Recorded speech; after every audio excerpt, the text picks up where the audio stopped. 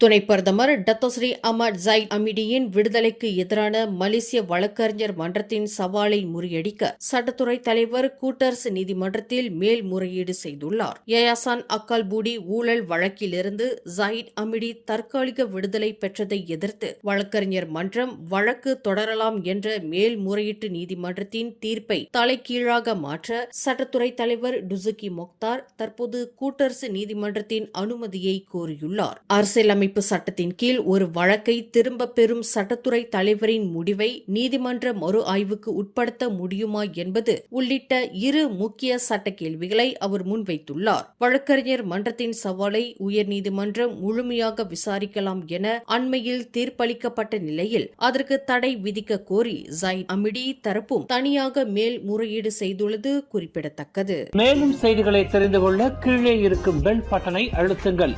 உங்கள் மகிழ்ச்சியை வெளிப்படுத்த லைக் மற்றும் ஷேர் செய்யுங்கள். தொடர்ந்து திசைகளோடு இணைந்திருக்க சப்ஸ்கிரைப் செய்யுங்கள்.